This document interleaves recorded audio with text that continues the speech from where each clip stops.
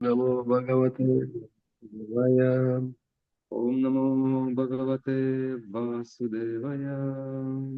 Om Namo Bhagavate. Om Namo Bhagavate Vasudevaya.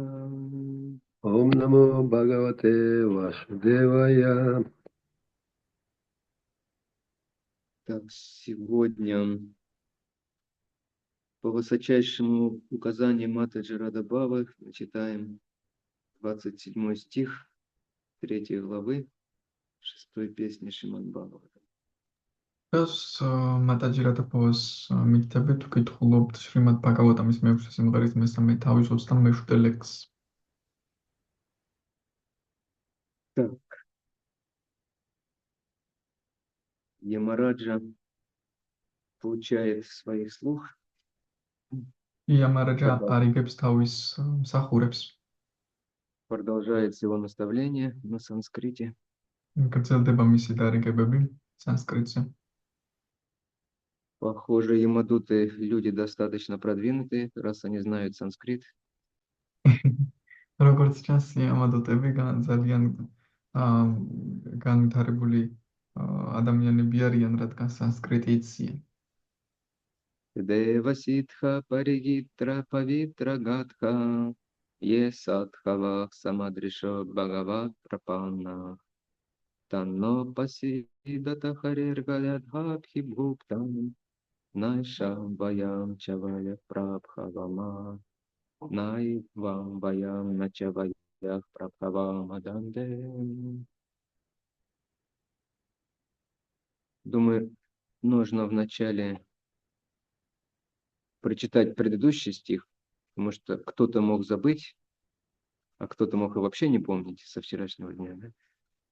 Они связаны. Чтобы понять лучше, о чем идет речь в сегодняшнем стихе, нужно знать предыдущий. Robia წინა ლექსია წავიკითხოთ რა, რომ შეიძლება ვინმეს დავიწყოთ და რომ მივხვდეთ ამ დღევანდელ ლექსში რაზეა საუბარი, წინა ლექსი უნდა ვიცოდეთ. Предыдущий стих. Зная обо всем этом, разумные люди приходят к выводу, что избавиться от всех бед можно преданно служа Верховной Личности Бога.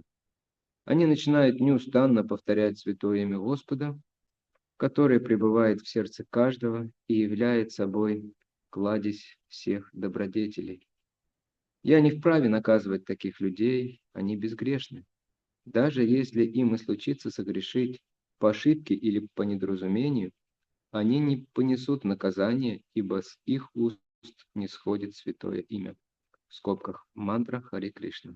ეხლა წავიკითხოთ წინა ლექსი. ყოველივე ამის გათვალისწინებით გონიერი ადამიანები მიდიან იმ დასკვნამდე, რომ ცხოვრებისეულ უბედურებათა თავიდან ასაცილებლად ერთგულებით უნდა იგალობონ წმინდა სახელი უფლისა, რომელიც ყველას გულში იმყოფება და ყველას ასიკეთოთვისების საუნჯეა. ასეთი ხალხის დაჩვის უფლება მე არ მაქვს. ისინი უცოდველი არიან და არ იმსახურებენ ჩემს სასჯელს. მაგრამ შეცდომით ან დაბნეულების გამო ზოგჯერ რომს შესწოდონ, მათ სასჯელი არ მოელით, ვინაიდან ყოველთვის გალობენ ჰარე კრიშნა мантрას. Следующий 27 стих теперь, сегодняшний. «О слуги мои, не смейте трогать таких преданных, ибо они нашли прибежище у лотосных стоп Верховной Личности Бога. Они одинаково относятся к каждому, и их славят полубоги и жители Сидхалоки. Даже не приближайтесь к ним, ибо их неизменно защищает палец Всевышнего, так что ни Господь Брахма, ни я, ни даже само время не властно их наказывать». Შემდეგი ლექსი წავიკითხოთ, ამ დღევანდელი ლექსი. Შემოძვირფასო მსახურებო, გთხოვთ, ხელი არ ახლოთ ასეთ ერთგულებს, რადგან მათ ბოლომდე მიანდეს თავი ღმრთების უზენაესი პიროვნების ლოტოსის დარტერფებს. ისინი მიუკერძოებლად ეპყრობიან ყველას და ნახევარ ღმერთები თუ სითჰალოკას მცხოვრებლები მათ ადიდებენ. ახლოსაც არ გაეკაროთ, რადგან მათ ყოველთვის ღმრთების უზენაესის პიროვნების კვერთხი იცავთ. ასე რომ არც უფალ ბრაჰმას, არც მე და თვით დროსაც კი უფლება არ აქვს მათი დასჯისა. Комментарий Шрилы Прабхупады. Другими словами, Ямараджа говорил Ямадутам: «Мои верные слуги, как бы вы раньше не обращались с преданными, отныне не смейте прикасаться к ним. Деяния преданных, посвятивших себя служению лотосным стопам Господа, неустанно повторяющих Его святое имя, восхваляют даже полубоги и обитатели Ситха-Локи. Преданные заслуживают самого высокого почета, поэтому Господь защищает их своей палицей. Содеянным уже не вернешь, но впредь остерегайтесь приближаться к преданным, а не то вас постигнет смерть от палицы Господа Вишну. Он карает непреданных палицей и чакрой.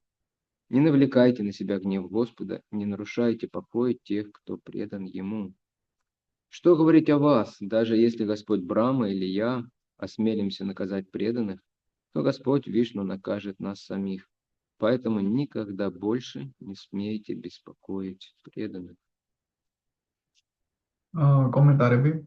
სხვა სიტყვებით, იამარაჯამ ასე გააფრთხილა იამადუტებით, ჩემო ერთგულო მსახურებო, თუ კი აქამდე რაიმე უსიამოვნება მიგიყენებიათ ერთგულებისთვის, ამის შემდეგ მათი შეხებაც არ გაბედოთ. ოფლის ლოტოსის დარი ტერფებისადმი ბოლომდე მინდობილი და გამუდმებით უფლის წმინდა სახელის გალობით დაკავებული ერთგულთა დიდებას ნახევარმართები და სითალუკას მცხოვრებლები ასხამენ ხოტბას. ასეთი ერთგულები იმდენად პატივსაცემნი და ამაღლებულნი არიან, რომ უფალი ვიშნუ კვერთხით ხელში პირადად იცავს მათ. მას რაც ჩაგიდენით, ანუ არასდროს წერია, ვეღარ დააბრუნებთ, მაგრამ ამის შემდეგ ერთგულებს აღარ მიეკაროთ. თუ არა და უფალი ვიშნუს კვერთხის სიცოცხლეს გამოგასალმებთ. გაფრთხილებთ, უფალი ვიშნუს კვერთხი და ჩაკრა უყრია. არა ერთგულების დასასჯელად. ნუ ეცდებით ერთგულებს სიმშვიდე დაურღვიოთ, თქვენზე რა ითქმის, როცა უფალი ვიშნუ, უფალ ბრაჰმასთან მეც კი დაგვსჯიდა, ერთგულთათვის რამე უსიამოვნება რომ მოგვეყენებინა, ამიტომ აღარ შეაწუხოთ ერთგულები. კომენტარების დასასრული.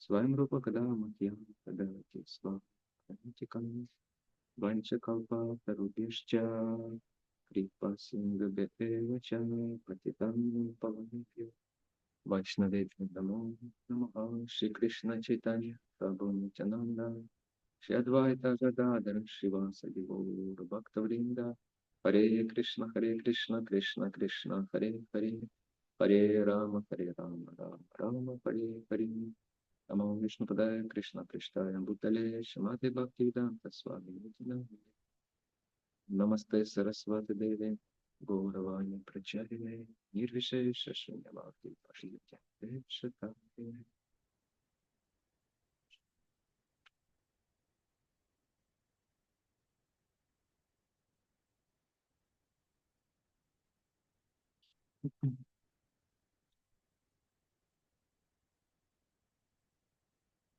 Ямарадж переходит к конкретике. იამარაჯა უფრო კონკრეტიკაზე გადადის. Он ясно и недвусмысленно очерчивает границы деятельности своих слуг. ის გასაგებად და არაურაზროვნად საზღვრავს ან აწესებს საზღვრებს მისი მსახურების ქმედებებისა. То есть сферу их влияния, то есть кто является их подопечными, он говорит, а кто не является, ни в коем случае. ანუ მათი გავლენის სფეროში ავლებს საზღვრებს თუ ვინ ექვემდებარება მათ და ვინ არა. Грешники являются их подопечными, праведные люди не являются их подопечными, а преданные не являются их подопечными ни в коем случае. ცოდვილები მათი გავლენის ქვეშ არიან, არა კეთილშობილი ადამიანები არ არიან მათი გავლენის ქვეშ, ხოლო ერთგულები არც ერთ შემთხვევაში არ არიან მათი გავლენის ქვეშ. То есть Ямарадж не говорит просто, вот праведники и преданные, вот их не трогайте. Он выделяет преданных на уровне над всеми остальными, причем очень серьезно выделяет. იამარაჯა არ ამბობს კეთილშობილი ადამიანები და ერთგულები არა, მას ერთგულები ცალკე გამოყავს, ცალკე კატეგორიაში, თანაც ძალიან სერიოზულად აცალკევებს ერთგულებს. То есть он говорит, по сути, если вы ошибетесь просто с праведным человеком, что-то не так сделаете, но Это будет не очень хорошо, но все обойдется для вас. აა მათ ასე ვთქვათ, სხვაგვარად ეუბნება, რომ თუ კეთილშობილ ადამიანს მოეპყრებით ცუდად ან არასწორად, ამით იმდენად დიდ საშინელებას არ ჩაიდენთ, რაღაც მოხერხდება. Но если промашка произойдет с преданным, то у Господа есть палец и диск, да, и вы получите их даршин. მაგრამ თუ ერთგულთან შეგეშლებათ, უფალს აქვს კვერთხი და ჩაკრა და მათ დარშანს მიიღებთ. Причем даршин может быть настолько быстрый, что вы даже не успеете помолиться. თანაც დარშანი შეიძლება იმდენად სწრაფიც იყოს, რომ ლოცვაც კი ვერ მოასწროთ. Как в известной истории со славным царем Паундракой, როგორც ცნობილ ისტორიაში დიად მეფე პაუნდრაკასთან Паундрак, мы знаем, написал Кришне письмо, в котором он его настоятельно призывал перестать притворяться им, великим Всевышним Господом, который явился в теле под именем царя Паунdraки. პაუნდრაკამ უფალ კრიშნას დაუწერა წერილი, რომ თვალთ მაგცოფ, თამაშობ, ვითომ შენ ის უფალი ხარ, უზენაესი უფალი, რომელიც პაუნდრაკას სხეულში მოევლინა სინამდვილეში მე ვალო მე ღმერთი და არა შენ. И он попросил также вернуть атрибуты, незаслуженно присвоенные Кришной, палец, диск, цветок лотоса, что там еще, раковина, да? მან ასევე სთხოვა, რომ ატრიბუტებიც მიისაკუთრა კრიშნამ და უკან დამიბრუნა ჩემი ატრიბუტებიო, კვერთხი, ჩაკრა, ნიჟარა, ლოტოსი. Это было зачитано Кришне и всем остальным ядовам в их доме собраний, посланцам Паунdraки. პაუნდრაკას შეკრიკებმა მიუტანეს მათ ეს პანდავებს და კრიშნას кому привезли они, можете повторить? Кришна и кто еще был? Ядовы. Ядовებს და კრიშნას მიუტანეს ეს გზავნილი შეკრებაზე. И Паунdraка закончил послание: если же ты, Кришна, откажешься, то тогда я предлагаю тебе бой, который все решит. და ბოლოს დასკვნის სახით უთხრა, თუ უარს იტყვი შენ კრიშნა, მე გთავაზობ ბრძოლას, რომელიც ყველაფერს მოაგვარებს. Самое интересное было во всем, что Паундрак, он был искренний. საინტერესო ის იყო, რომ პაუნდრაკა გულწრფელი იყო. Он искренне верил, что он и есть Васудева, что Кришна, он импостер, притворщик, обманщик. იმას გულწრფელად სწამდა, რომ ის არის ვასუდევა და კრიშნა თვალთ მაგცი და მატყუ არაა. И Кришна сказал: хорошо, отправляемся. და კრიშნა თქვა, Паунdraки. კარგი, გავიმგზავროთ ვესტუმროთ პაუნდრაკას. Мы знаем, потом они встретились, и Кришна, увидев Паундраку с 4 руками, 2 были его, а 2 были из папье-маше, наверное. Из чего? Папье-маше. Я думаю, Мата Джедай подскажет. Мы в детстве, в школе, в наше время занимались все этим.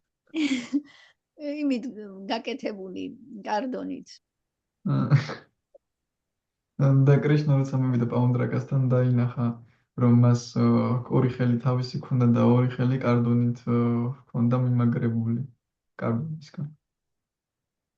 Кришна рассмеялся, когда все это увидел.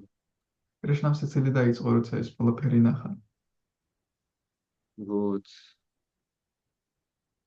Кришне смешно, когда мы пытаемся ему подражать здесь, но когда просто так в наглую пытается подражать, то ему особенно смешно становится. კრიშნას ეცინება, როცა მას ubაძავთ, მაგრამ როცა განსაკუთრებით თავხედურად ubაძავთ, მას უკვე ძალიან ეცინება. Мы все понемножку пытаемся ему подражать, кто-то больше, кто-то меньше, кто-то Кришне, кто-то Радхе. და ყველას ცოტ-ცოტად ვცდილობთ, რომ მიუბაძოთ მას, ზოგი მეტად, ზოგი ნაკლებად, ზოგი კრიშნას ubაძავს, ზოგი რათას. В общем, и как говорится, все это было бы так смешно, когда бы не было так грустно. ეს ყველაფერი ძალიან სასაცილო იქნებოდა ასეთ სამწუხარო რომ არ იყოს. Но когда такое вопиющее мошенничество такое,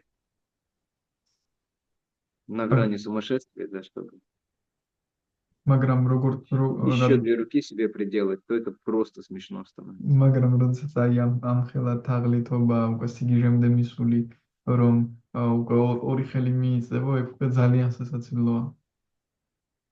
И Кришна там не был многословен, на поле боя он сказал: Пундарака, тебе нужны мои атрибуты, вот, принимай, начиная с Сударшаны чакры. კრიშნა არ იყო Он отправил Сударшана чакру. კრიშნა არ იყო მოწყალე მის მიმართ ამ შემთხვევაში არ დაინდო უთხრა თუ გინდა ჩემი ატრიბუტები პირველი აიღე პირველი სუდარშანა ჩაკრით დაიწყე. И Пундрака, к своему сожалению, ну, на самом деле, к своему счастью, не сумел ее поймать. სამწუხაროდ პაუნდრაკამ თუმცა მის სასიკეთოს საბედნიეროდ ვერ შეძლო მათი დაჭერა. Поэтому он лишился головы прямо на месте. ამიტომაც იქვე წაერთვა თავი მოეჭრა დაკარგა.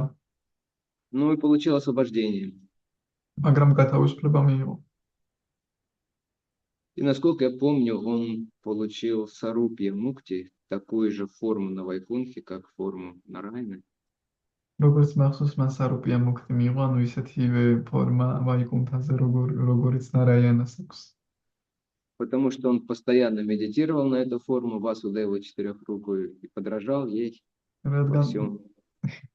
რადგან მუდმივად მედიტირებდა ამ ოთხხელიან ვასუდევას ფორმაზე და ყველაფერში მას ბაძავდა.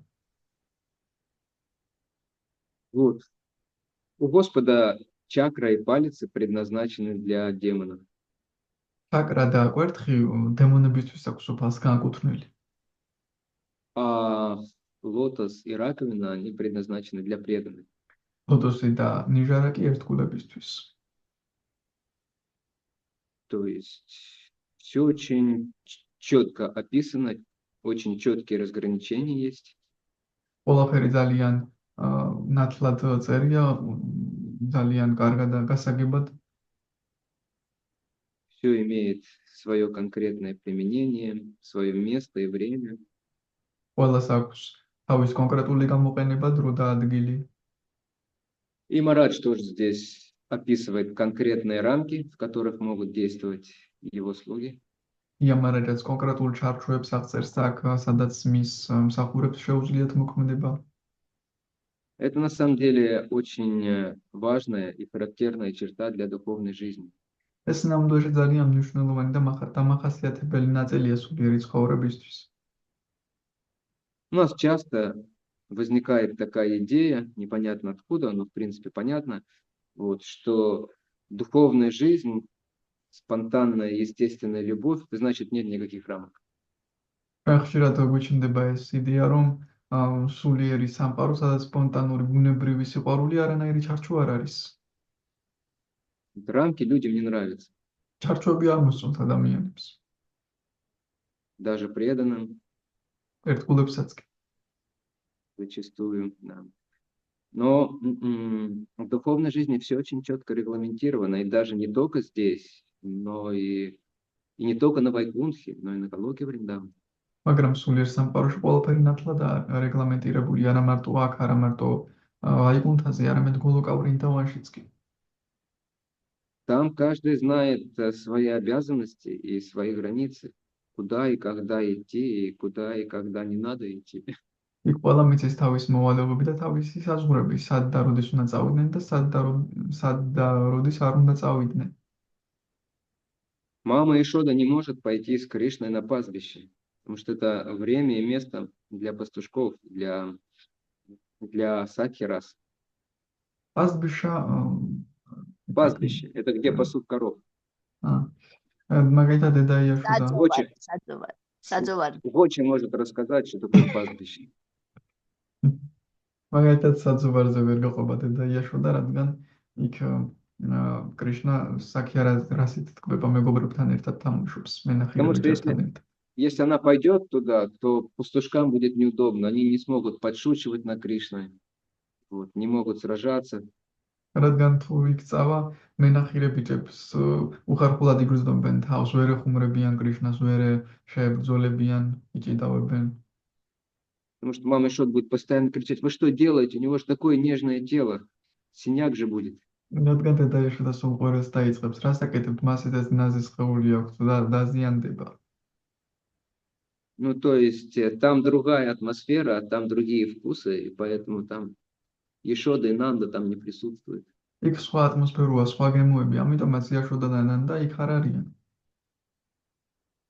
Или, например, на Гавардхане, когда Кришна встречается с гопи, и если Баларама видит следы гопи или отметки золотистые на камнях, он понимает, что Кришна со Шримати Радхарани, он поворачивает в другую сторону.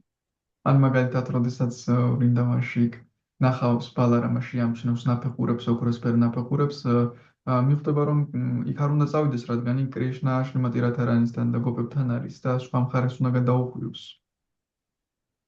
И корова там с оленями не смешивается. ძროხები და ირმეებიც ერთმანეთს არ ერევიან. И даже сам Кришна, он действует четко по расписанию. თვითონ კრიშნაც კი მოქმედებს ისე როგორც გაწერილია. Преданные возвышенные медитируют на Аштакалию Лигу. ამაღლებული ერთგულები აშტაკალა ლილაზე медитируют.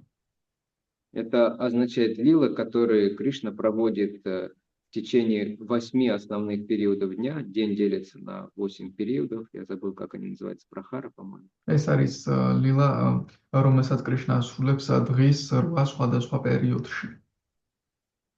То есть с утра Кришна встает, он знает, что он сначала должен идти в коровник, потом он должен покушать, потом он должен идти в лес, там какое-то время проводить. Потом ближе к вечеру он должен идти к гопи, ночью с ними время проводить, утром он должен приходить домой, ложиться спать перед утром. То есть там все четко, все четко. დილით უნდა წავიდეს საძროხეში, შემდეგ შეჭამოს, შემდეგ კიდევ დღეს წავიდეს საღამოს უნდა წავიდეს გოპებთან მათთან გაატაროს დრო, ყველაფერი გაწერილია ნათლად. Конечно, там есть место для творчества. Ни одна лила Кришны не повторяется полностью одинаково. Да, то есть какие-то, даже когда одна и та же лила воспроизводится день за днем, каждый день там какие-то будут отличия небольшие. მაგრამ რა თქმა უნდა, იქ აქვს საერთგილი ხელოვნებას, სულ ერთ და იგივენაირად კი არ მიდის ლილები, ყოველჯერ რაღაცა შეცვლილია და სხვადასხვანაირად მიდის ხოლმე.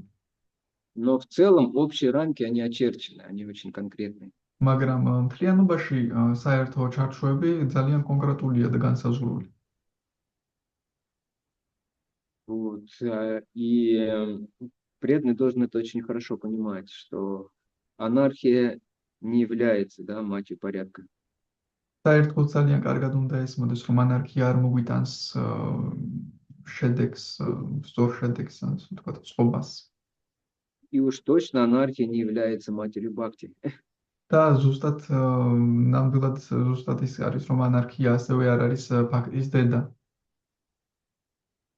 На самом деле, эти внешние рамки, они помогают, чтобы потоки рас, любовных чувств Кришны и преданных, они текли в нужных руслах. სინამდვილეში ეს ჩარჩოები საჭიროა იმისთვის, რომ რასაც ნაკადები კრიშნასა და ერთგულებს შორის სწორი მიმართულებით მიედინებოდეს. То есть так, чтобы Кришна и преданные чувствовали максимальное счастье от этого, и чтобы не было рас-абхаз. ისე რომ კრიშნა და ერთგულებმა მაქსიმალური ბედნიერება იპოვონ ამისგან და არ იყოს რასა-აფასა.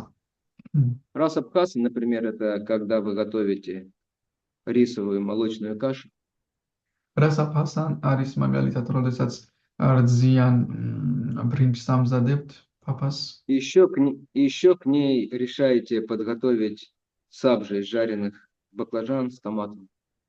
და ამასთან ერთად გინდათ რომ მოამზადოთ შემწვარი ბადრიჯნის საბჯი. И вы смешиваете это, думаете, о, классно как. ამას ერთმანეთს Молоко, სურევთ, сахар и томаты с баклажанами. რძეს, შაქარს და ტომატს ბადრიჯნებთან ერთმანეთს სურევთ, ერთმანეთში ურევთ და ფიქრობთ რა მაგარია. Удивительно наблюдать, когда начинающие преданные готовят, вот они всегда вот так готовят, если им не сказать. და აკვირდებით დამწყები ერთგულები როცა აკეთებენ, სულას აკეთებენ თუ არ ეტყვი.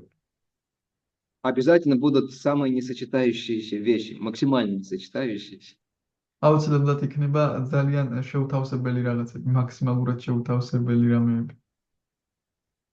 Но любой повар, любой опытный преданный, он знает, что чем смешивается, что с чем не смешивается, потому что будут проблемы, и потому что эти вкусы, они противоречат друг другу, просто вместе они не должны быть. მაგრამ ნებისმიერმა გამომზარეულმა და ერთგულმა იცის რა გემოები ერევა ერთმანეთს, რა გემოები კი ერთმანეთს არ ერევა და ცალ-ცალკე უნდა იყოს. Мы всегда стремимся смешивать. ჩვენ ყოველთვის მიდრეკილი ვართ რომ შევურიოთ ყველაფერს. Что мы обычно стремимся смешивать? და როგორც Что мы წესი постоянно смешиваем? რას ვურევთ მუდმივად, რის შერევას ვცდილობთ.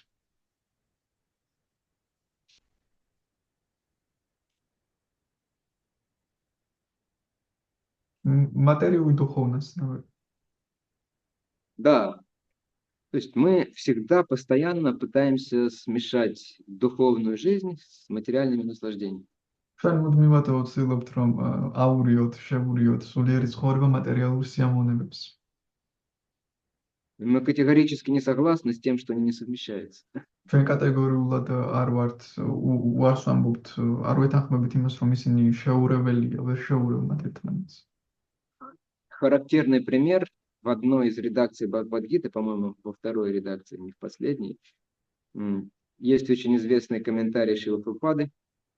ერთ-ერთ რედაქციაში Bhagavad-gita-ის არის ძალიან ცნობილი კომენტარი შრილა პრაბჰუპადას. И в английском варианте там звучит так, что духовная жизнь и сексуальное наслаждение противоречат друг другу. ინგლისურ ვარიანტში ასე ჟღერს, რომ სულიერი ცხოვრება და სექსუალური სიამოვნებები ერთმანეთს ეწინააღმდეგებაო. Вот. Но в варианте в нашем мы, к удивлению, обнаружили такую фразу. მაგრამ ჩვენს ვარიანტში გასაოცრად ასეთი ფრაზა ვნახეთ, აღმოაჩინეთ. Духовная жизнь и сексуальное наслаждение плохо сочетаются. სულიერი ცხოვრება და სექსუალური სიამოვნებები ცუდად ერწყმის ერთმანეთს. То есть они сочетаются все-таки. Плохо, но главное, что сочетаются. То есть дверку, немножко щелочку открыли в дверке, оставили. ანუ მაინც ერთმანეთს შეთავსება ერთმანეთში შეიძლება მოხდეს, ცოტა კარები დატოვეს, რომ კი ცუდად, მაგრამ მაინც შეიძლება. Каждый преданный, я уверен, внутри сердца, вот, у него есть такое представление, такая идиллия. დაწუნებული ვარ ერთგულებს გულის სიღრმეში ყოველ ერთგულს აქვს ასეთი წარმოდგენა, ასეთი დაყოფა, ხედვა. Что мы будем жить в Святой Дхаме, в Майяпуре Дхаме. Რომ ჩვენ ვიცხოვრებთ წმინდა თამაში, მაიაპურის თამაში. Мы будем там служить Господу, Гауранге. ჩვენი გვემსახურებით უფალს გაურანგას წმინდა ადგილას. У нас будет очень хороший дом. გვექნება ძალიან კარგი სახლი.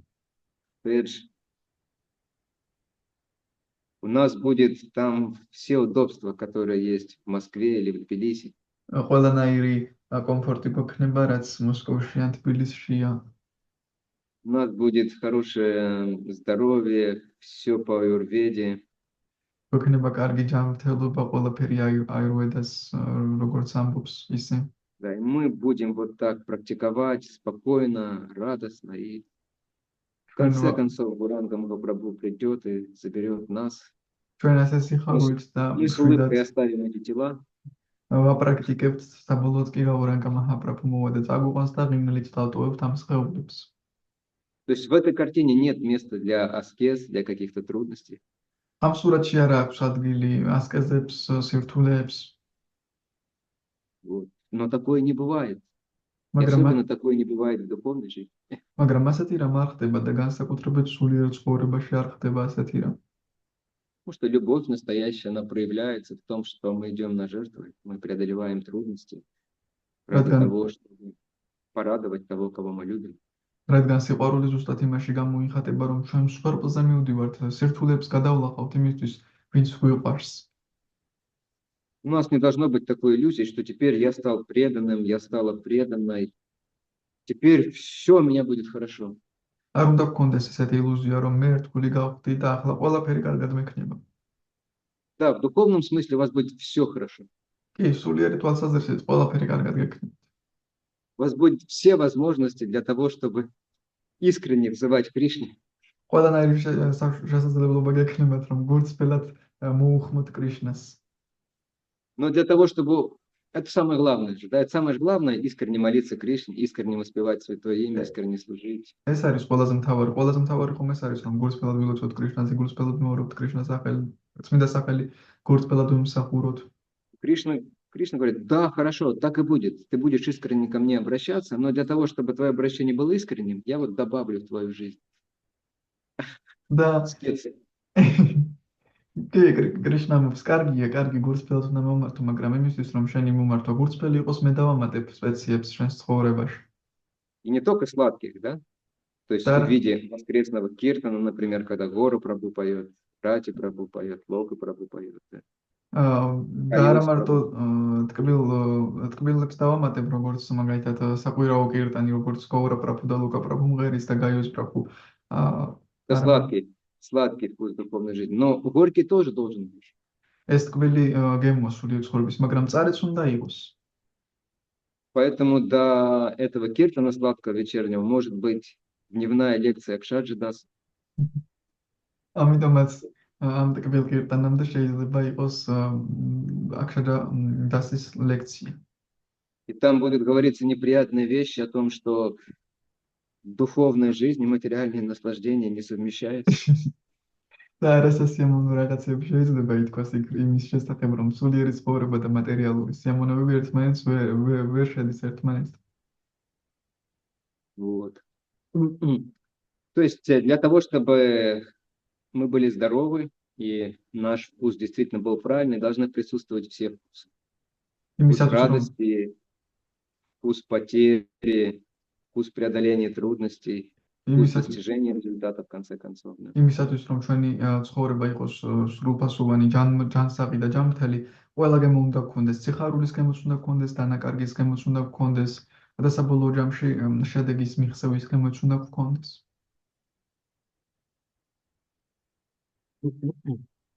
Когда духовная жизнь будет настоящей, реальной, и მაშინ სულიერი ცხოვრება ნამდვილი და რეალური იქნება. тогда наша бхакти будет развиваться. მაშინ ჩვენი ფაქტი განვითარდება. Находясь в иллюзии, мы не получим никогда нужного результата. ილუზიაში ყოფნისას ჩვენ ვერასდროს მივიღებთ საჭირო შედეგს. И также нам нужно понимать, что мы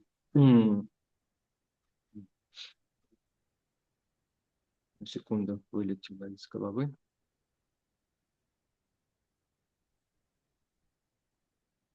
Окей, да. Одним из препятствий является провал в памяти. თავიდან ამომივარ და რაც უნდა მეთქვა ერთ-ერთი დაპყრობილება არის Это похоже ჩავარდა тоже, да? მეხსიერების. Итак,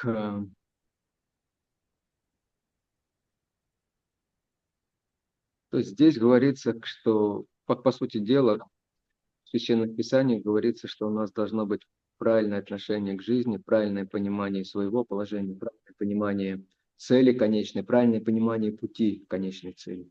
და აქ და ზოგადად წმინდა წერილებში ნათქვამია, რომ სწორი გაგება უნდა გქონდეს ჩვენს თავთან მიმართებაში, ამ სამყაროსთან მიმართებაში, ჩვენს გზასთან მიმართებაში, რასაც ვადგავართ და საბოლოო ჯამში მიზანთან მიმართებაში. И это все четко очерчено. То есть мы не можем это придумать сами, установить для себя что-то, да? ეს ყველაფერი მკაფიოდ არის განსაზღვრული, ნათლად ჩვენით რამეს ვერ მოვიფიქრებთ. ცალკე. Мне буквально несколько дней назад написал один мой очень близкий друг, я его уже давно не видел. რამდენიმე დღის წინ მომწერა ჩემმა ძალიან ახლო მეგობარმა, დიდი ხანია ის არ მინახავს. И он задал вопрос, და მან დასვა შეკითხვა. он нормальный семейный человек. ნორმალური მეოჯახე ადამიანია. Вот, и он спросил, мы с женой спорим. და ман კითხა, მე და ჩემი ცოლი ვკამათობთ. Ну, так или иначе, он такой преданный, что ему много не нужно. И он никогда не зарабатывал много денег. ის ისეთი ერთგულია, რომ ბევრი ფული არ სჭირდება და ბევრი фули არასდროს გამოუმუშავებია. Но у него всегда была очень хорошая садхана, даже когда он никогда не жил в Брамачаряшме, он всегда жил дома. მაგრამ ის მას არასდროს უცხოვრია ბრაჰმაჩარიაში, სამში ყოველთვის სახლში ცხოვრობდა. მაგრამ ყოველთვის კარგი სათანა ჰქონდა. Я к нему часто приезжал, у него была одинаковая садхана, он был лучше, чем Брамачари, многие в этом отношении. როდესაც მასთან მივდიოდი, ერთი და იგივე სათანა ჰქონდა ბრაჰმაჩარიზე, უკეთესი სათანაც კი. Там вставал, читал джапу, готовил свой такой простенький супчик, шел на работу. На работе у него была своя комната. Все знали, что он Хари Кришна, что в этой комнате нельзя курить, ругаться матом. Он работал в обычной котельне, где кругом одни работяги, такие простые мужики. და იქ ის ყოველ დღე დილით ადრე დგებოდა ჯაპას კითხულობდა, უბრალოდ საჭმელს იმსადებდა, მიდიოდა შემდეგ სამსახურში, სადაც იჯდა ყველა მისოდა, რომ იქ არ უნდა მოეციათ არა და იმ სამსახურში ჩვეულებრივი ბიჭები, კაცები იყვნენ. Он полностью был доволен. Он там мог читать Шримад Бхагаватам, то есть кушать прасад. სრულიად კმაყოფილი იყო მას იქ შრიმად ბჰაგავატამის კითხვა შეეძლო, მშვიდად პრასადის მირთმევა. Понятно, когда появилась семейная жизнь, там сразу выросли потребности. მაგრამ რა თქმა უნდა, როდესაც ოჯახური ცხოვრება გაუჩნდა, მაშინვე მოთხოვნილებებიც გაიზარდა.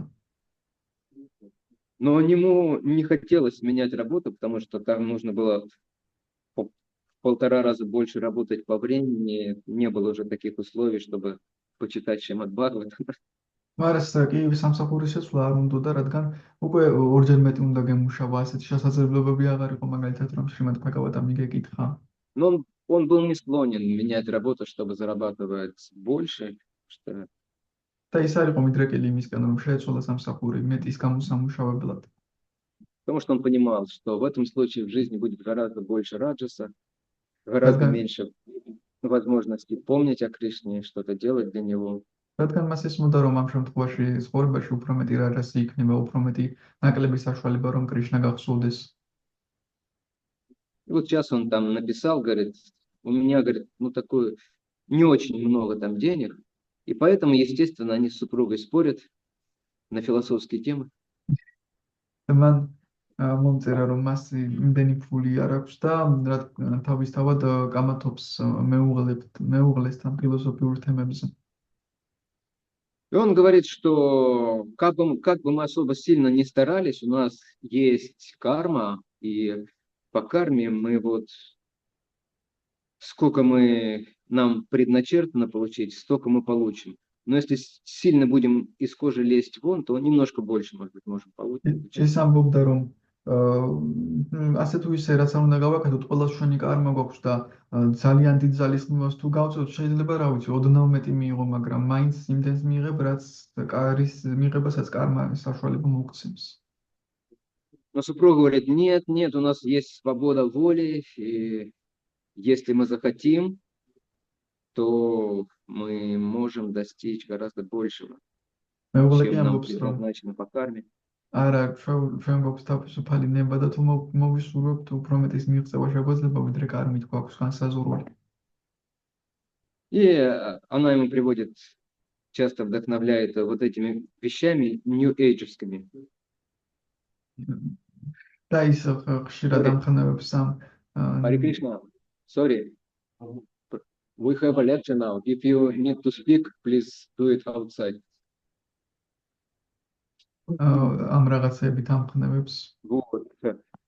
То есть, если сделать правильные настройки, если говорить, что ты будешь богатый, ты успешный, если убедить себя в этом, то все получится.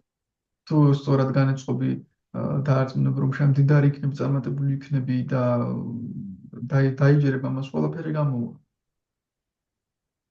Ну, то есть, это то, что на Западе распространено, особенно в Америке, эти вещи с протестанством в основном пришли. ეს არის ის, რაც დასავლეთში გავრცელებული, ძირითადად ამერიკაში ეს რაღაცები პროტესტანტიზმიდან მოვიდა ძირითადად. Если ты очень хочешь, если ты на этом сосредоточишься, поставишь эту цель, то у тебя получится со временем, ты это сделаешь. თუ ძალიან გინდა ამაზე კონცენტრირდები, ამ მიზანს დაიყენებ, გამოვადრო როცა განმავლობაში და ამას გააკეთებ. И там есть свои гуру, которые обучают этому. იქ ყავთ თავიანთი გურუ, რომელიც ამას ასწავლის. И у них действительно может быть хороший опыт, хороший результат материальный у этих гуру. და შეიძლება მართლაც მათ ამ გურუებს თავიანთი კარგი შედეგი ჰქონდეთ მატერიალური გამოცდილება. Но на самом деле просто потому, что им положено по карме. Вот этим конкретно людям вот по карме было положено, что они легко добьются материального успеха. მაგრამ ეს იმიტომ ძირითადად რომ კარმით ეწერათ ამ კონკრეტულ ადამიანებს, რომ მარტივად მიაღწევდნენ მატერიალურ წარმატებას. А у их последователей, которые все это проглатывают, которые хотят достичь того же, у них другая карма совсем. Поэтому, как правило, никто из их последователей ничего похожего не достигает. მაგრამ მათ მიმდევრებს, რომლებიც ცდილობენ, რომ მათ მიყვეს სრულიად სხვა კარმა აქვთ, ამიტომაც როგორც წესი, მათი მიმდევრები არაფერს არ აღწევენ. Потому что это на самом деле обман. Для того, чтобы даже в материальном смысле чего-то существенного достичь, есть свои механизмы. ეს ამ შესწყვილია, რადგან მატერიალურ სამყაროშიც კი რაღაც ხელშესახებს რომ მიაღწიო, აქაც თავისი მექანიზმებია. И они основаны на яге, на жертвоприношениях, то есть на больших усилиях в соответствии с писаниями для того, чтобы заработать благочестие. და ის დაფუძნებულია იაგიებზე, მსხვერპლ ჩაწერებზე, ანუ კონკრეტულ დიდი ძალის მოებზე, რომ გამოიმუშაო კეთილშობილება. Я могу сколько угодно долбить себе, что у меня получится, я буду успешным. Я даже могу сам в это поверить, в конце концов, и вообразить себе.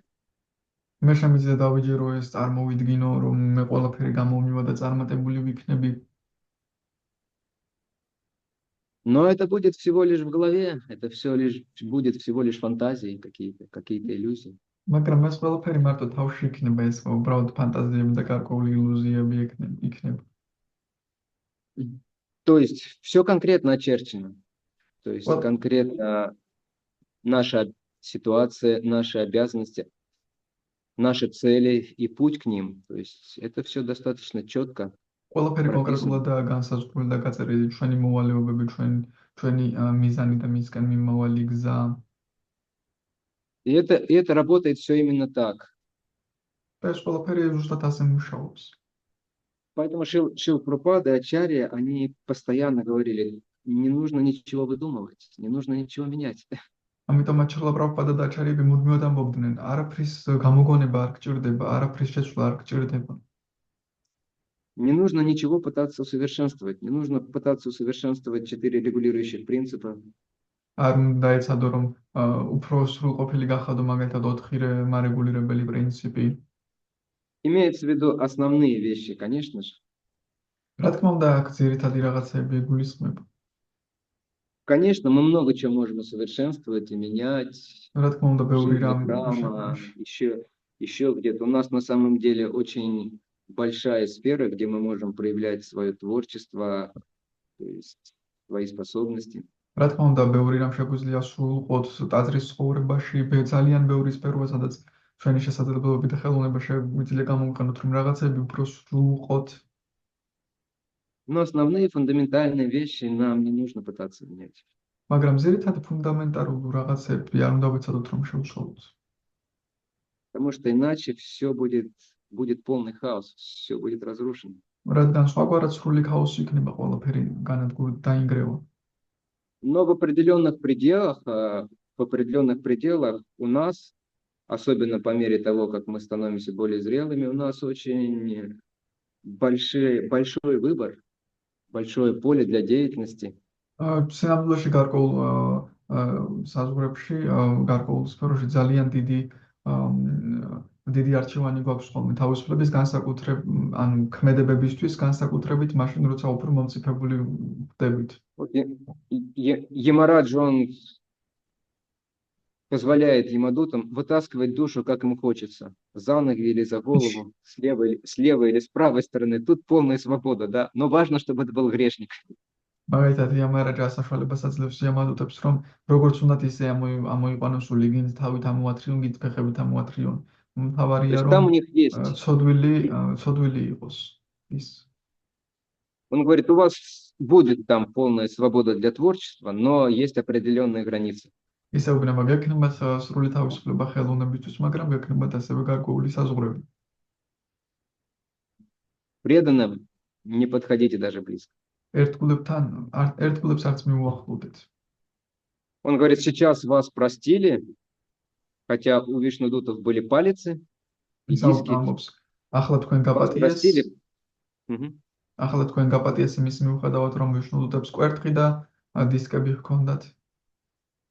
Потому что вы ничего не знали на самом деле. რადგან თქვენ სინამდვილეში არაფერი იცოდით. Но теперь я вот вам дал знания, теперь уже с вас будет совсем другой спрос. მაგრამ ახლა მეცოდნა მოგეცით და სრულიად სხვა მოთხოვნა იქნება თქვენგან. Мы наблюдаем это в своей духовной жизни, когда люди только приходят, с них спрос небольшой. ჩვენ ვაკვირდებით ჩვენ სულიერ ცხოვრებაში, როდესაც ადამიანები ახალი მოსულები არიან, მათ დიდი მოთხოვნებს არ უწესებთ. არ მოეთხოვებათ.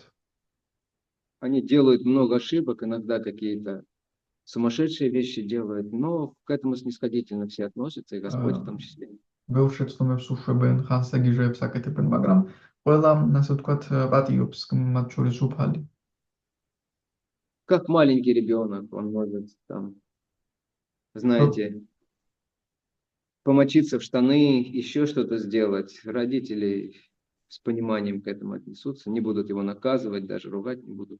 როგორც პატარა ბავშვი, მან შეიძლება ჩაისვაროს შარვალში და ასე შემდეგ, მაგრამ მშობლები არ ეჩხუბებიან.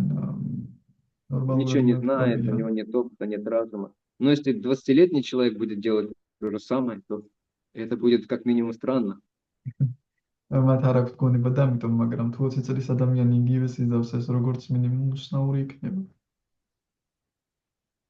То есть это работает также по отношению к нам, не только к ямадутам.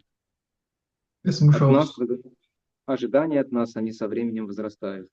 ეს უბრალოდ ჩვენზეც მუშაობს, არა მხოლოდ ямადუტებთან. ჩვენ მოლოდინები ჩვენ მიერ მოლოდინები თანდათანობით იზრდება. И ожидание не только в том, что не нужно делать, да, а в том, что также нужно делать. და ეს მოლოდინები არა მხოლოდ იმას ეხება, რაც ჩვენ არ უნდა გავაკეთოთ, არამედ რაც უნდა გავაკეთოთ. От преданных ожидается большая ответственность, что они будут брать большую ответственность со временем.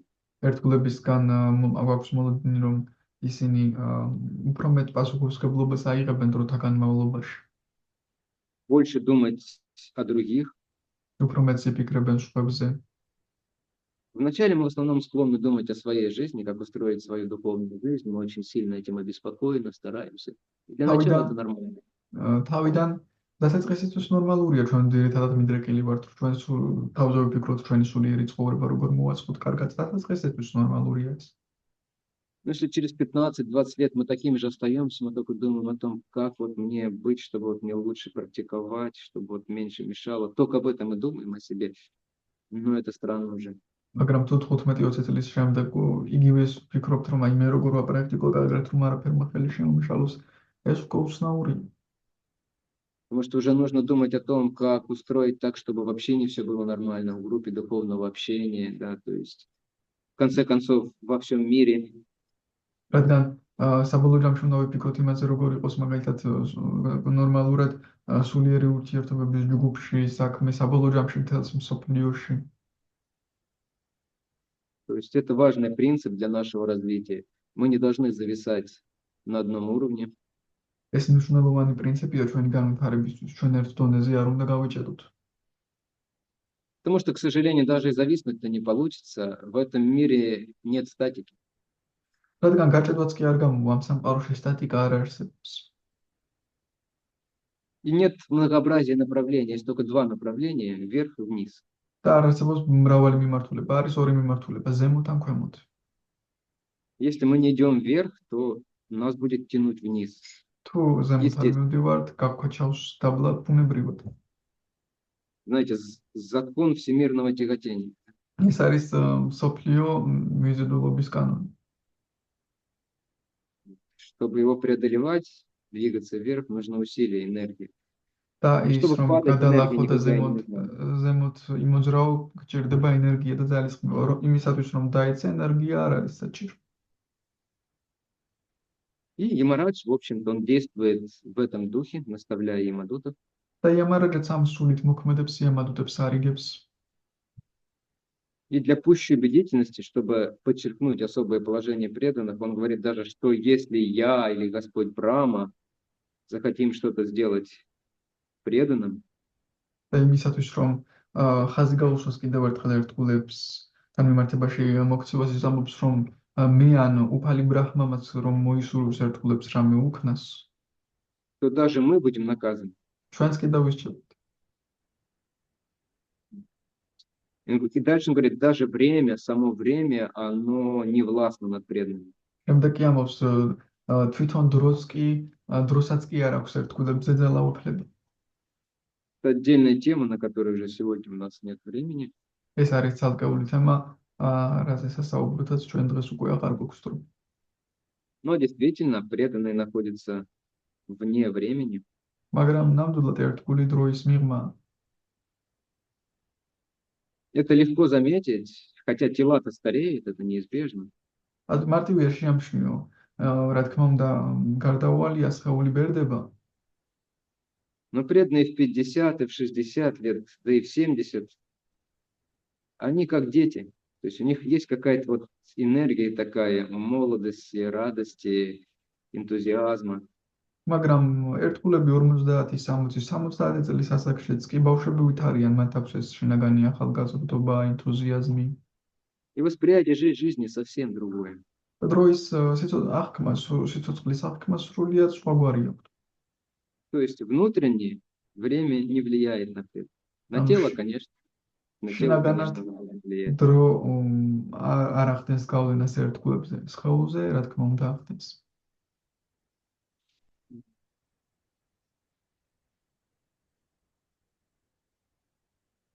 Так, я думаю, на сегодня остановимся. Если есть какой-то вопрос. ვფიქრობ, აქ შეიძლება გავჩერდეთ, თუ ვინმე აქვს რაიმე შეკითხვა, დამატება შეგიძლიათ დაშოთ.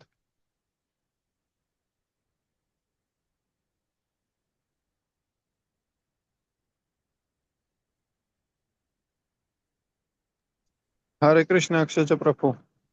Thank you for your lecture. Can I ask a question? Yes. Rati ქართულად დავსვარ. პირველ რიგში მადლობა გადაუხადე, Akshaja Prabhu. Первую очередь, спасибо большое за лекцию. და ესა რა ქვია? ანუ ესეთი შეკითხვა მაქვს, რომ დროის თემაზე მაინტერესებდა სულ, ანუ ჩვენ ხო ვიცით, რომ ერთგული არასდროს არ კვდება, ეს იმაშიც არის ბაგავად გიტაში. ანუ აი ეს მომენტი თითქოს ახსნილი არის რა და ვიცი თეორიულად, მაგრამ აი რა შეიძლება რომ დაემატოს ამ მომენტს. ეს ანუ გულისხმობ იმას, რომ სიკვდილის შემდეგ სინამდვილეში საგრძელებს ხო იმას რა ქვია მსახურებას ერთგული და ანუ მაინტერესებს კონკრეტულად რატო ხდება ისე, რომ ეს ვთქვათ გამოსაჩენი არ არის იმაში რა ქვია გარეგნულ მატერიაში. ანუ მაგალითად ვიღაცამ ხო შეიძლება თქვას, რომ თქვენ კი ამბობთ, რომ დრო არ მოქმედებსო, მაგრამ სინამდვილეში მოქმედებსო, ანუ აი ესე რო არ თქვან სხვებმა რა, მაგას გულისხმობ. Вот, Лука, говорит, что ему очень всегда было интересно вопрос со временем, потому что говорится, что время не влияет на преданного. Слышно? Чуть-чуть погромче, Рати Прабу, с трудом. Говорится, что время не влияет на преданного. В Бхагавад-гите тоже говорится, что мой преданный никогда не умирает. С одной стороны, это понятно, что преданный все равно продолжает служить Господу даже после того, когда он оставляет тело. Но все-таки можно что-то добавить, почему это внешне не видно, мы же тело все равно оставляем, и кто-то может сказать, что вот на него тоже влияет, и он тоже умирает.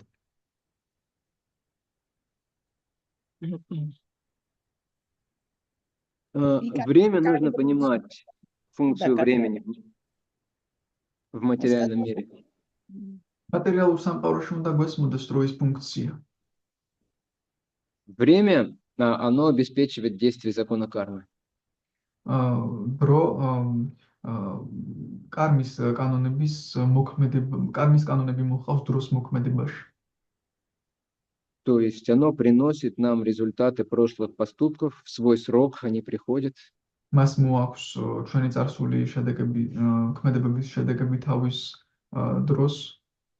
Человек обязательно получит то, что он заслуживает. ადამიანი აუცილებლად მიიღებს იმას, რაც დაიმსახურა. Но преданный, который серьезно занимается преданным служением, он не находится под властью кармы. მაგრამ ერთგული სერიოზული და ერთგული მსახურებით დაკავებული მასზე კარმა აღარ მოქმედებს. То есть внутренне там все по-другому. Хотя внешне все выглядит как у другого обычного человека. შინაგანად მას ყველაფერი სხვაგვარად და გარეგნულად კი შეიძლება ჩანდეს, რომ თითქოს ჩვეულებრივი ადამიანებითაა ყველაფერი. Преданный болеет, преданный стареет, преданный оставляет тело. ერთგული ავადმყოფს, ფერდება და სხეულს ტოვებს. Но внутренне совсем все не так. მაგრამ შინაგანად საერთოდ არ არის ეს. То есть, если эти изменения обычного человека, это просто действие кармы, и он переживает их очень сильно, очень близко воспринимает это к сердцу. თუ ეს ჩვეულებრივი კარმის ქმედებებია, ჩვეულებრივი ადამიანი ამ დროს ძალიან გულთან იღებს ამ ყველაფერს, ძალიან განიცდის ამ ყველაფერზე. То преданный все эти вещи, те же самые вещи внешние, он воспринимает как общение с Господом. მაგრამ ერთგული იგივე რამეებს გარეგნულად აღქვამს ისე როგორც უფალთან ურთიერთობას. О, Господь пришел ко мне в виде вот этой болезни, да? უფალი მოვიდა ჩემთან ამ ავადმყოფობის სახით. Или он придет в виде того, что последнего момента в жизни, когда мы оставим тело, преданный понимает, что это Господь все ან устраивает. მოვაბოლო მომენტში ცხოვრებისა, როდესაც ერთგული სხეულს დატოვებს, ის ხდება რომ უფალი აწყობს ყველაფერს.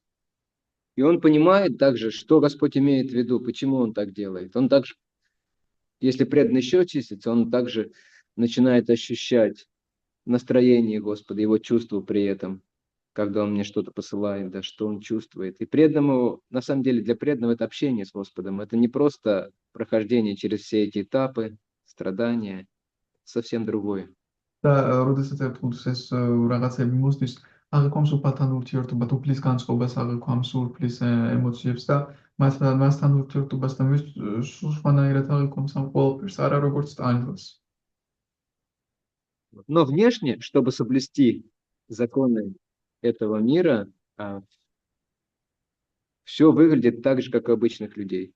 მაგრამ გარეგნულად რათა დაიცვას მაინც ამ სამყაროს კანონები ფორმალურად ყველაფერი ისე გამოდის, როგორც ჩვეულებრივ ადამიანებს.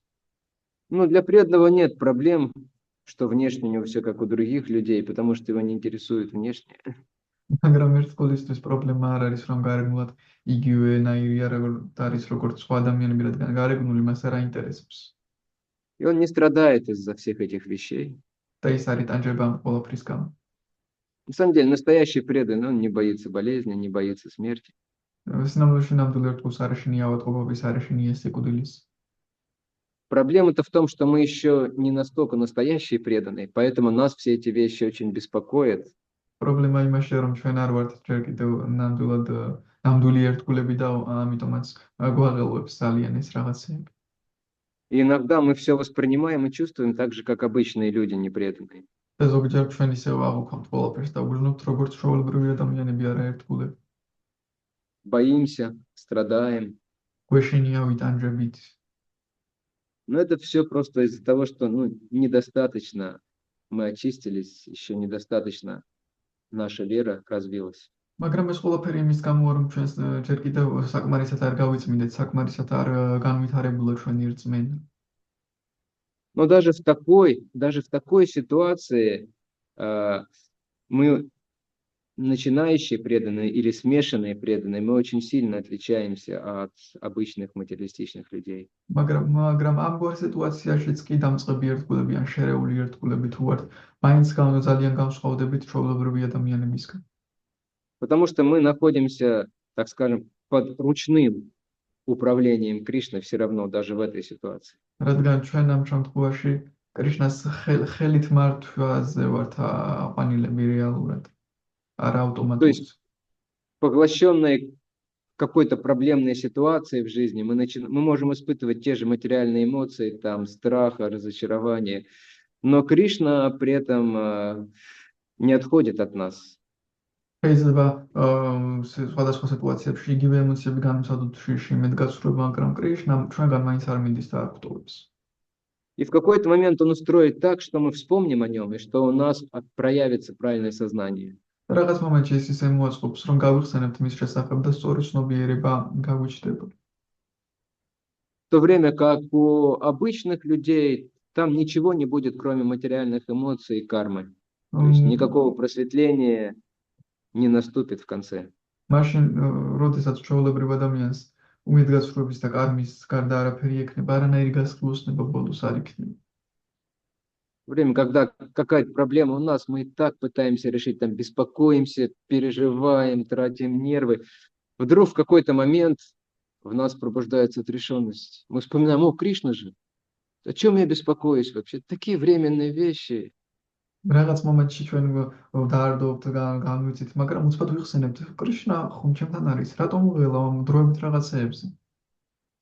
Ну и что у меня не получается сохранить там свое здоровье, свое финансовое положение. Но Кришна меня ждет. Есть Вриндаван, есть Майяпур. მე რა რომ არ გამომდის, რომ ჩემი ჯანმრთელობა შევინარჩუნო, ჩემი ფინანსური მდგომარეობა კრიშნა ხომ მელოდება. Я туда вернусь. მე დაუბრუნდები მასთან. Зачем же так сильно переживать о этих временных неудачах здесь?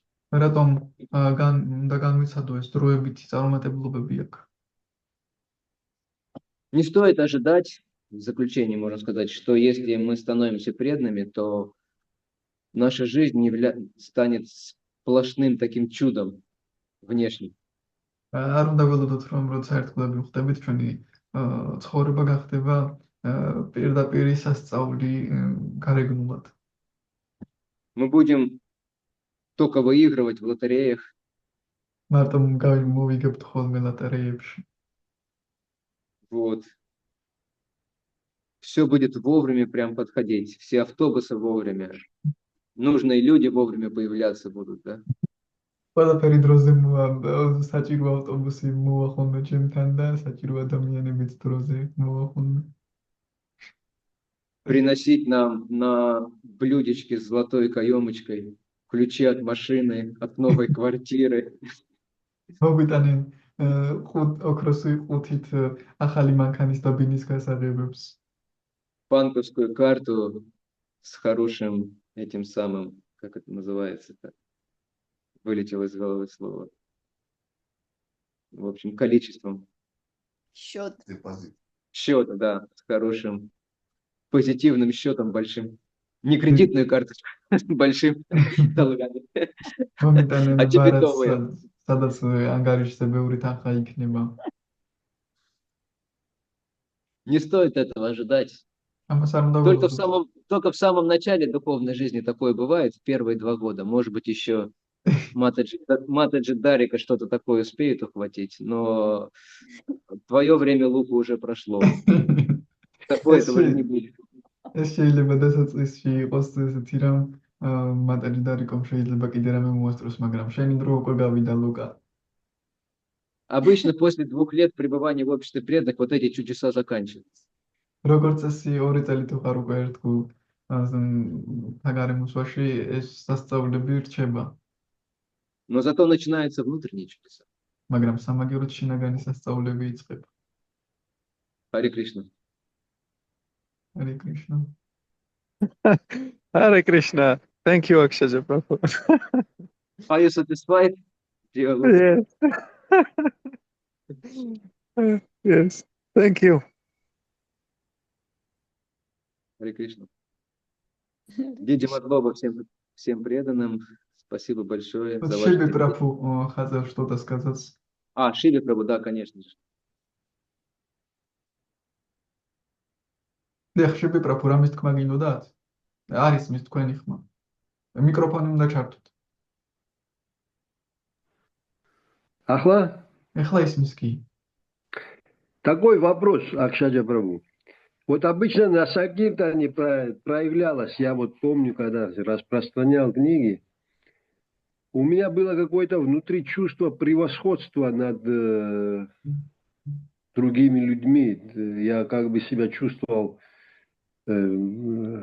более, потому что как бы я знал философию там и так далее. И вот это чувство, она меня, я помню, она оскверняла. Вот к вечеру я себя чувствовал неприятно, как будто изнутри у меня это чувство как бы вызывало неприятное ощущение. И меня давно этот вопрос мучает. Я тоже задавал его несколько раз. Но потом со временем я слушал объяснения, все было понятно. Потом опять я забывал. И сейчас тоже опять я сталкиваюсь с таким же чувством, что иногда я чувствую превосходство свое, ну, допустим, даже если в каких-то ситуациях бытовых, в общении с преданными. Это чувство, оно гордость или к какому оно чувству относится? Вот это когда человек себя превосходящим чувствует. И как можно с этим бороться вообще, с этим чувством? Потому что я чувствую, что оно как препятствие становится на моем пути. И как бы хотелось бы вот заглянуть в механизм этого всего, если как бы возможно это. Вот такой вопрос у меня, да. Шиби Прабхუს აქვს შეკითხვა, რომ ადრე სანკირტანაზე როცა ვავრცელებდი, უგრძნობდი უპირატესობას, რომ აი მე ამ ადამიანებზე მეტი ვიცი, ფილოსოფია მეტი მესმის და როცა ამგვარი განწყობით გავდიოდი, შემდეგ თავს შინაგანად უკმაყოფილოდ გრძნობდი, თითქოს კრიშნას არ მოსწონდა ჩემი ეს განწყობა და მაბინძურებდა შინაგანად ეს განწყობა. შემდეგ სხვადასხვა ახსნებს ვისმენდი, მე შემდეგ ეს ახსნები დამავიწყდა და ეხლაც აქტუალური გახდა ჩემთვის ეს თემა, როდესაც გავდივარ, ხან გრძნობ ხოლმე ამ შეგრძნებას, რომ მე სხვაზე მეტი ვიცი, ან როდესაც ერთგულებთან მაქვს ურთიერთობა, რაღაც შინაგანი უპირატესობის შეგრძნება მაქვს და გრძნობ, რომ ეს ჩემთვის დაბრკოლება ხდება და იქნება ახსნათ რა შეგრძნება, როგორ მუშაობს ეს მექანიზმი, სიამაყეა თუ რა არის. Это вопрос на отдельную лекцию. Сам шекитквас цалкэ Ясно, лекция что на отдельную лекцию, но отдельная лекция на эту тему может и не быть, но кратко, так, как обычно, вы вкратце можете объяснить. Очень кратко. У каждого в материальном мире есть это чувство. Даже у муравья, который у вас под ногами, есть чувство превосходства.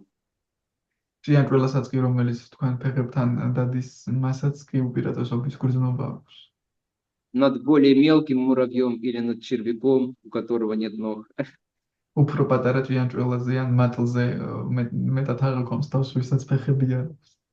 Да. И как преданные, в какой-то момент на уровне анартха-неврити, когда анартха-неврити у нас начинается, мы начинаем замечать вот эти вещи в себе. და როგორც ერთგულებს რაღაც მომენტში, როდესაც ანართანიურიტის ეტაპზე, როცა ანართანიურიტი იწყება, ჩვენ საკუთარ თავში ვიწყებთ ამ ყველაფრის შემჩნევას. И нам становится больно и противно от этого, да, с одной стороны. ერთის მხრივ არ მოგწონს ეს დაგუტკივა, ეს რომ გვაქვს. А с другой стороны, оно все равно возникает в какой-то момент. მეორეს მხრივ კი ეს მაინც ჩდება რაღაც მომენტში. И в целом, все, что мы делаем, оно помогает нам избавиться от этого. Но не сразу, а постепенно. საბოლოო ჯამში, რასაც ჩვენ ვაკეთებთ, გვეხმარება რომ ამისგან გავთავისუფლდეთ, მაგრამ არა მაშინვე, არამედ თანდათანობით. Конечно, мы можем использовать свой разум для этого, да? რა თქმა უნდა, ჩვენ შეგვიძლია ჩვენი გონება გამოვიყენოთ ამისთვის. Вот. И анализировать, что я ничем не лучше этих людей, а в каком-то смысле слова даже хуже.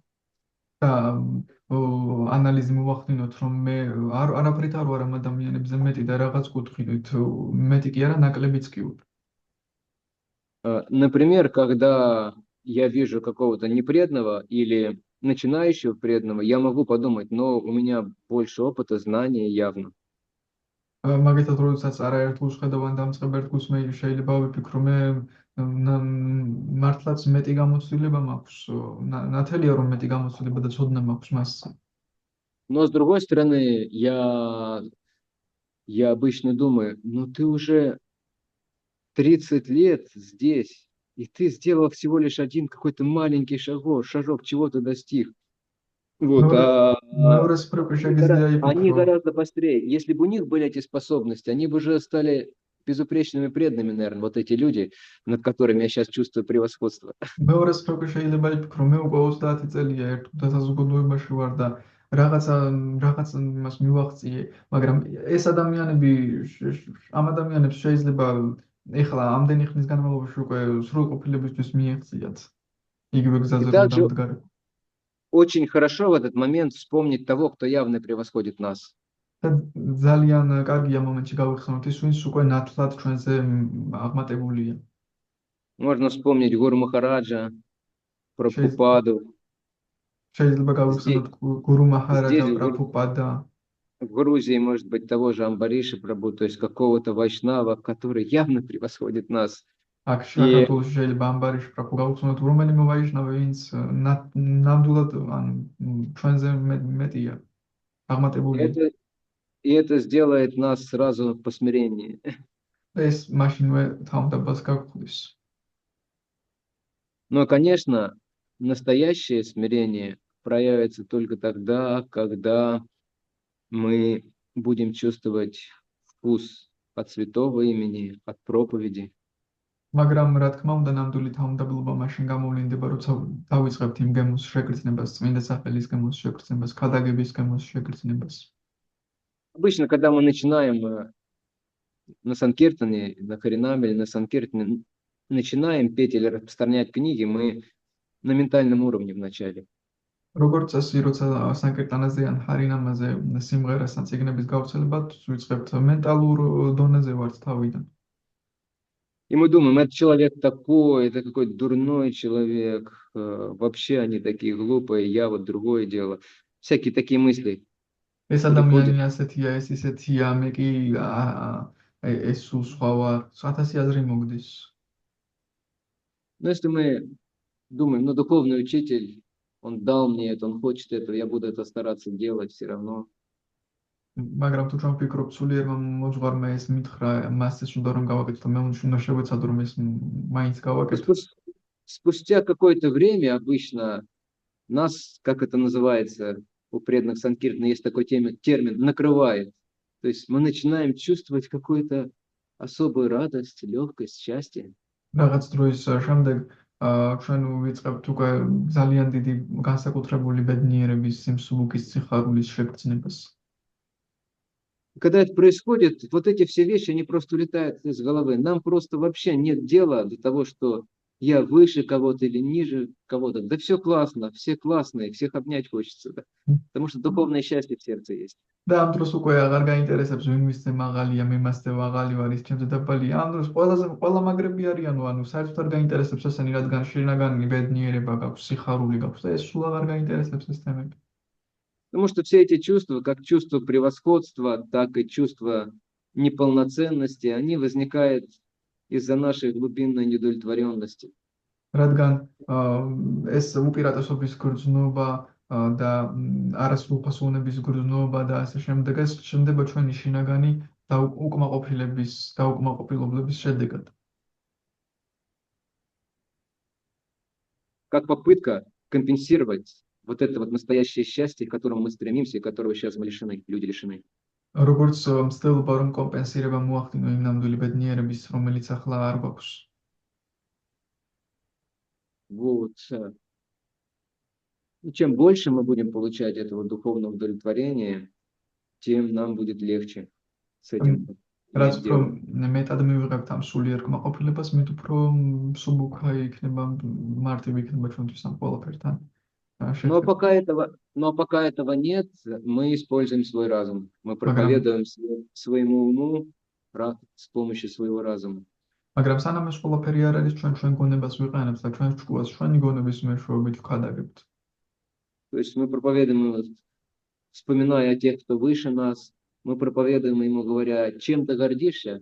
Это твое, что ли? Ты это по милости получил просто? ჩვენ ჭკუას ვქადაგებთ, რომ ეს სულიერი მოძღვრის წყალობით შენ რითია მოყოფ რა, ეს შენ მიიღე, შენია ეს ყველაფერი, შენი ცოდნა? И мы насильно, но вспоминаем этот стих Трината Писуничина, Вайшнав должен быть таким, напоминаем себе.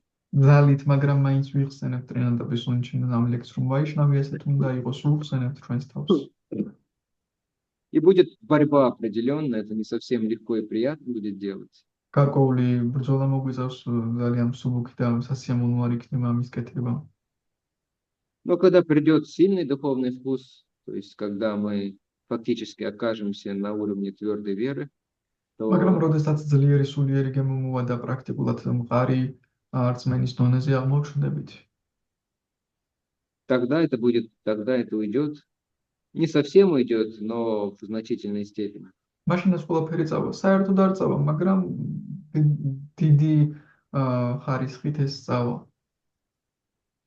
Полностью это уходит только на очень высоких уровнях. სრულად ეს მიდის მხოლოდ ძალიან მაღალ დონეებზე. Ну вот так, как если вкратце. აი და ახლობით ასე. Можем итог подвести, да? Что все-таки смирение развивать нам надо, да? Я так понимаю все ваши сказанного, из вашего вышесказанного, что это Да. И первая причина этого, что не смиренен я, да? Так можно понять это. И надо развивать смирение, ну и также духовно продвигаться под руководством духовного учителя. Ну, такой итог можно вывести из всего. Или... Да. Духовное продвижение – это и есть развитие смирения. То есть это не отдельные вещи. То есть мы духовно продвигаемся, становясь более смиренными по-настоящему. Ну да. აქ შედაყრაფო თქვა, რომ სულიერი განვითარება, იგივენაირ თავმდაბლობის განვითარება, როდესაც სულიერად ვითარდები, თავმდაბლობა თავისთავად ჩნდება. თავისთავად თავმდაბალი ხდება. Спасибо большое, Хари Кришна. Хари Кришна, спасибо всем. Грандарат, Шримад Бхагаватам Ки Джай, Шрила Прабхупада. Акшаджа Прабху Ки Джай. Коти Вайшнава Вринда Ки Джай.